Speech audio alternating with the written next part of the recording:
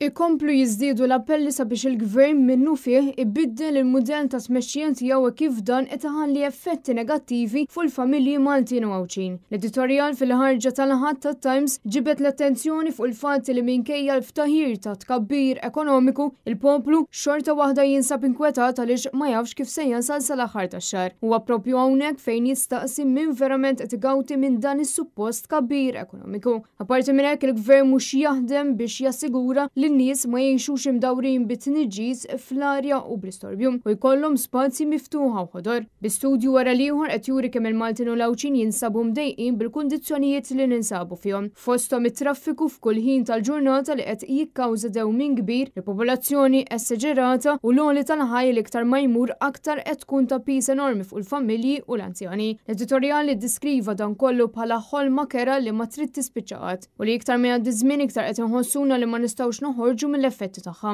Bit-Times tfakkar kif in-nies ma jridux aktar tattiċi ekonomiċi bħalma qiegħed jippreżenta l-gvern ta' Roberta Bela. Dan kif il-mudell ekonomiku preżenti wassal biss biex rajna s-saħħa pubblika, l-edukazzjoni u l-ambjent jikrollaw quddiem it-tkabbir fil-popolazzjoni. It-Times ittemm l-editorjal b'appell il-gvern biex minnu fih ibiddel it-triq li qabad qabel ikompli jirriskja l-kwalità tal-ħajja tal-poplu Malti u Għawċin.